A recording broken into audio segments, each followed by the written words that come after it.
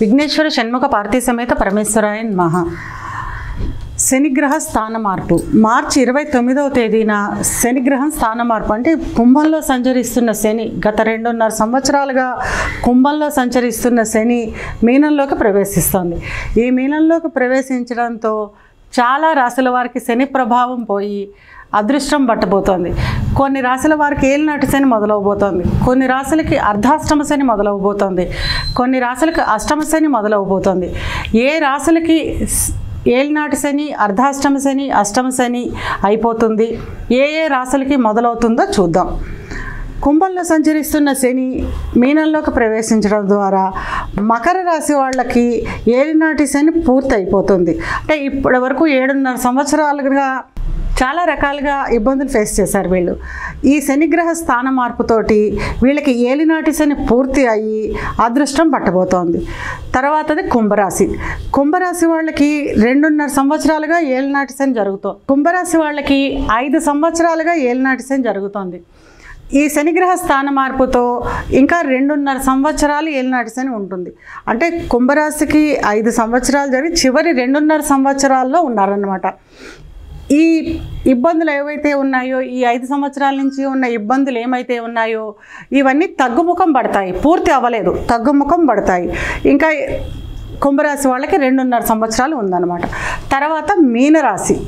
మీనరాశి వాళ్ళకి రాశిలోకి, చంద్రరాశిలోకి శని ప్రవేశించాడు. ఈ శని ప్రవేశించడం ద్వారా మీనరాశి వాళ్ళకి ఆల్రెడీ 2.5 సంవత్సరాల నుంచి ఏలినాటి శని జరుగుతోంది. ఇంకా 5 సంవత్సరాలు ఉంటుందన్నమాట.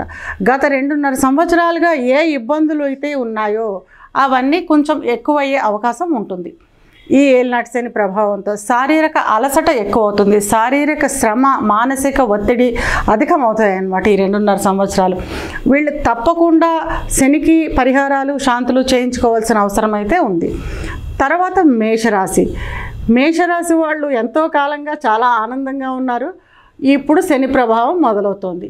ఈ శని స్థాన మార్పుతోటి మేషరాశి వాళ్ళకి ఏలినాటి శని మొదలయ్యిందనమాట. ఈ ఏలినాటి శని మొదలవడం వల్ల వీళ్ళకి అధిక ధన వ్యయం ఉంటుంది. నమ్మించి మోసం చేసేవాళ్ళు ఉంటారు. అంటే మనం బాగా నమ్మిన వాళ్ళ ద్వారా మోసపోయే అవకాశం ఉంటుంది. విపరీతమైన ధన నష్టం ఉంటుంది. ఖర్చులు పెట్టే చోట, ధనం ఖర్చు పెట్టే చోట అయితేనే, లేకపోతే ఎవరికైనా మనం మిత్రులే కదా అని చెప్పి అప్పుగా ఇస్తూ ఉంటాము, లేదా చీట్లు కడుతూ ఉంటాము. ఇలాంటి చోట ఇంకా వీళ్ళు ఆచితూచి ఆలోచించి చేయాల్సిన పరిస్థితి అయితే ఉందన్నమాట. ఇలాంటి డబ్బులన్నీ పోయే అవకాశం ఉంటుంది. అనారోగ్యానికి గురవుతూ ఉంటారు, కుటుంబంలో కలహాలు ఉంటూ ఉంటాయి. అందుకని మేషరాశి వాళ్ళకు కూడా ఏలినాటి శని ప్రారంభమైంది. ఇప్పుడు మకర రాశికి పూర్తయింది. కుంభం, మేషరాశి వాళ్ళకి ఏలినాటి శని జరుగుతుందన్నమాట ఇప్పుడు.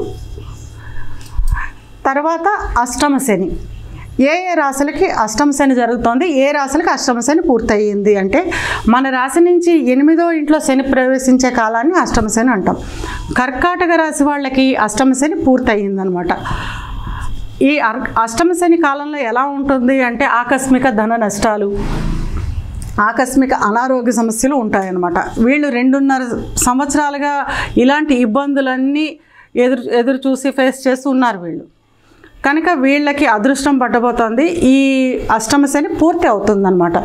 ఎవరికి మొదలవుతుంది అంటే సింహరాశి వాళ్ళకి మొదలవుతుంది.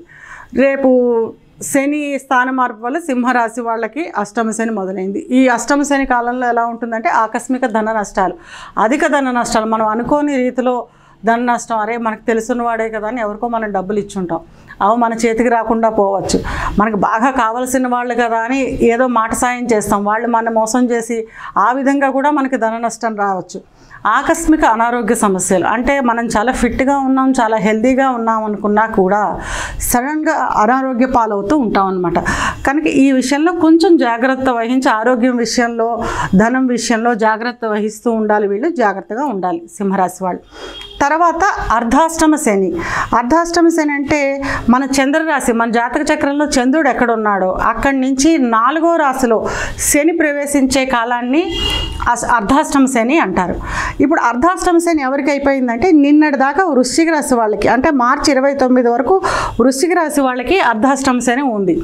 వీళ్ళు పాపం టైంకు భోజనం చేస్తుండరు, అందువల్ల ఆరోగ్య సమస్యలు వచ్చి ఉంటాయి.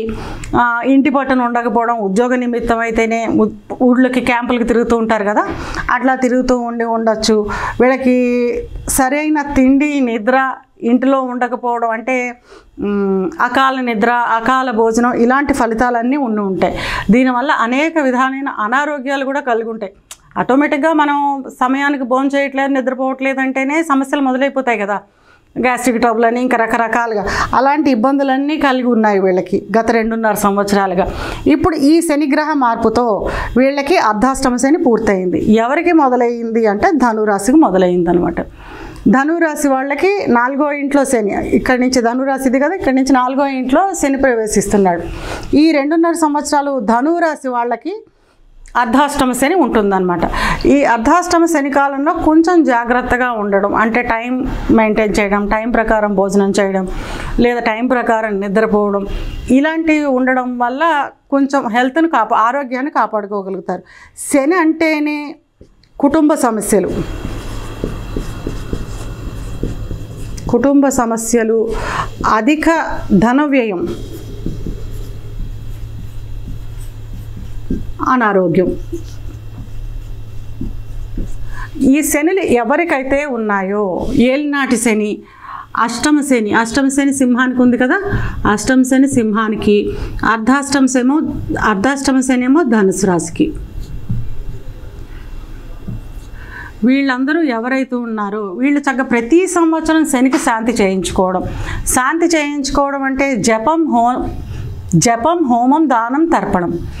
ఈ ప్రతి సంవత్సరం మనం ఏది చేయించినా ఒక సంవత్సర కాలానికి మెడిసిన్ లాగా, మనం మెడిసిన్స్కి వ్యాలిడిటీ చెప్పుకుంటాం కదా, అట్లాగే ఈ శనికి కూడా మనం చేయించుకునే జపదాన హోమ తర్పణాలకి కూడా వ్యాలిడిటీ ఉంటుందని అనుకోవచ్చు. ఎందుకంటే ఇది మనం చేయించాక 1 సంవత్సరం బాగానే ఉంటుంది, తర్వాత మళ్ళీ ఇబ్బందులు రిపీట్ అవుతాయి అన్నమాట. శని అంటేనే కర్మకారకుడు, అంటే మనం గత జన్మ కారకత్వంగానే మన ఈ జాతక చక్రం ఏర్పడుతుంది మనకి ఈ జన్మలో. దానిలో మేజర్ రోల్ శనిదన్నమాట. మనం చేసిన కర్మలన్నీ కరగడానికి ఒక జన్మ సరిపోదుట. అందుకని గోచారంలో కూడా ఇలా శని అర్ధాష్టమ శని అని, అష్టమ శని అని, ఏలినాటి శని అని చెప్పి శని ఇంప్లిమెంటేషన్ ఉంటుందన్నమాట.